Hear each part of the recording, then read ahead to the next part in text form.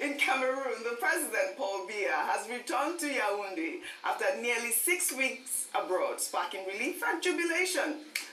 Rumors about the state of Biya's health was raised after a prolonged absence from the country, including missed appearances at key international events. Now, Paul Biya is back. Remember, we took that report about the fact that they are even banning journalists from talking about it. 6 weeks. I mean, African leaders, please.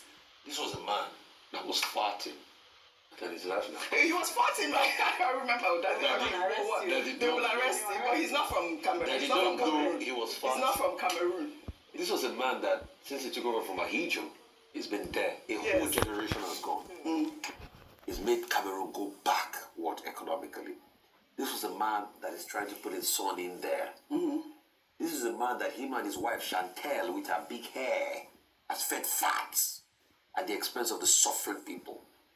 This is a man that oversees a country with so much potential, but cannot get anything done. Because this man has become a god unto Cameroon. Oh, Biya, you will not live forever.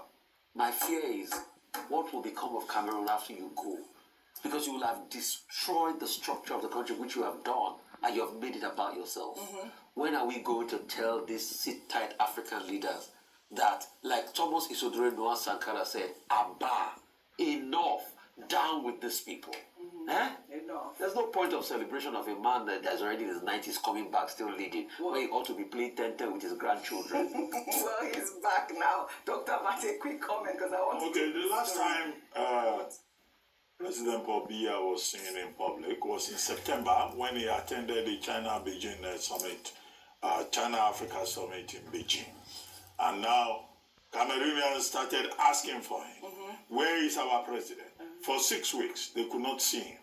Until the government of Cameroon said it was an assault on national security if you ask for the president.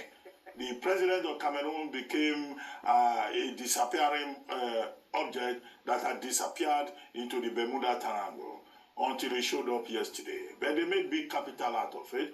They put people on the streets to confirm to everybody that he had returned. Wearing his trademark suit, coming from Switzerland, his wife's country, where he spends most of the time. The danger here is that Paul Biya wants to run next year. He's 91 years old. He wants to run for another term of 7 years. He's not, this is the most embarrassing part.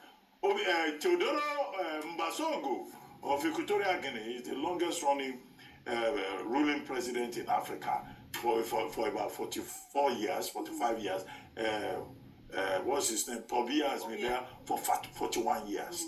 These are sit-tight leaders. This is part of the threat that democracy in Africa is facing. Yes. So Paul Biya is back. I hope that other leaders in Africa will not emulate his example and think that they can disappear as they wish and run their country from wherever they like, and then threaten their citizens that anybody that makes a comment, is violating national security. We can talk about this subject because we are in Nigeria. Yes. If we were in Cameroon, in Douala, security agents would have rounded us up. They would have shut down the station. Well said. That is the dilemma that Africa faces about problematic leaders. You are absolutely spot on. The threat that is facing African democracy.